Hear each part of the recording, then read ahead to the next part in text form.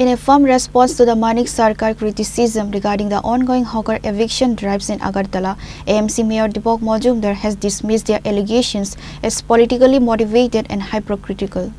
Mayor Deepak Majumdar lashed out at the left-front leaders, accusing them of failing the city for 25 years. He stated that the previous left-run AMC allowed illegal encroachments to thrive, which has now become a hurdle for the city's modernization and beautification. According to the mayor, the left is now playing dirty politics because the current administration is finally doing the work they neglected. এটা ধারাবাহিক একটা সস্তা রাজনীতি, তাদের এখন সরকার নেই, তাদের সঙ্গে মানুষ নেই। মানুষকে কিছু কিছু যারা বেআইনি ব্যবসা করেন, যারা বেআইনি ভেন্ডিং লাইসেন্সের নাম করে বেআইনি ব্যবসা করছেন, তাদেরকে সঙ্গে নিচ্ছেন। আইনি লোক ওদের সঙ্গে নেই।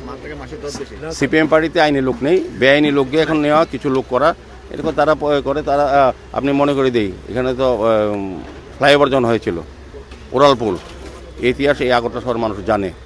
এখানে কত হাজার ক্ষুদ্র ব্যবসায়ী ছিল, কতজন মানুষের বৈধ বাড়ি ছিল, না বলে বোলডোজার দিয়ে এদের মানিক দিয়ে কালকে মিছিল করেছিলেন।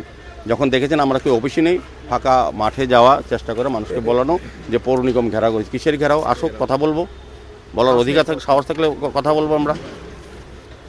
তো কাজেই ওদের ইতিহাস জানে, ওরা আগরতলা শহরে কোনো দিন কোনো পুনর্বাসন দেয়নি। বরং আমি বলবো যে সরকারের টাকা অপচয় করেছে, তাদের দলীয় ফান্ড স্ফীত করার জন্য বিভিন্ন মার্কেটগুলি করেছে, যেগুলি বিজ্ঞানসম্মত না, যেগুলি মানুষ এখন ব্যবহার করে না, যায় না। টাকাগুলি সরকারের টাকা, কেন্দ্রীয় সরকারের টাকা অর্থ অপচয় করেছে। আমাদের সরকার, আমাদের ডক্টর মানিক সাহের নেতৃত্বে আমাদের সরকার, আমাদের পৌর নিগম, স্মার্ট সিটি মিশন এবং পূর্ত দপ্তর, নগর দপ্তর, আগরতলা শহরবাসী সহ রাজ্যের সামগ্রিক উন্নয়নের সঙ্গে আগরতলা শহরের উন্নয়নের কাজ চলছে এবং মানুষের সঙ্গে কথা বলে। আজকে হাওড়া মার্কেট যেটা আমরা সরিয়ে দিয়েছি, আমাদের ব্যবসায়ীর সঙ্গে আগে কথা বলেছি, বলার পর তাদের সঙ্গে আলোচনা হয়েছে, তারা নিজেরা সম্মত হয়েছে, নিজেরাই অনেকটা কাজ সেরে ফেলেছে।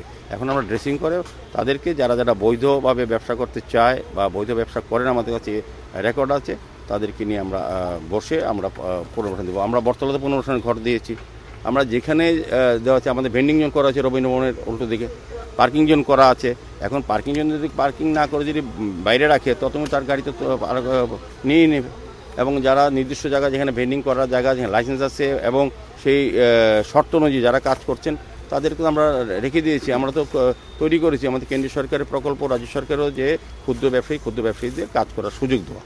সেক্ষেত্রে গভর্নমেন্ট স্কিম আছে, সেই স্কিম অনুযায়ী আমাদের এখন ভ্যান্ডার লাইসেন্স নামে কতিপয় নেতা যদি ব্যবসা করার জন্য এটা ব্যবহার করে আগরতলা শহরকে, এটা আগরতলা শহরবাসী মেনে নেবে না। শহরবাসীর দাবি এবং তাদের সমস্যার সমাধানে আমরা চিন্তা করে প্ল্যানিংয়ের মাধ্যমে সমস্ত ব্যবস্থা করছি। কাজে এটার সঙ্গে দলীয় রাজনীতিভাবে অনেকেই বলবে, যারা দেউলিয়া, যাদের কোনো বিষয় নেই, প্রেস মিট করবে। এবং যারা বেআইনিভাবে মদ বিক্রি, হাওড়া মার্কেটে যারা মদ বিক্রি করে, যারা আগরতলা শহরে বেআইনিভাবে রাস্তাতে মানুষের স্বাভাবিক অধিকারকে যারা ক্ষুণ্ণ করে, আমাদের সাধারণ পাবলিক কোথায় চলবে, কোথায় যাবে? ফুটপাত তো তাদের জন্য। যারা অবৈধ ব্যবসা করে তাদের জন্য সিপিএম পার্টি, কংগ্রেস পার্টি এবং কিছু ব্যক্তি যারা এই রাস্তাকে বিক্রি করে তারা সংসার প্রতিপালন করে, তাদের এখন কষ্ট লাগছে। Pure Report, চিনি খরা।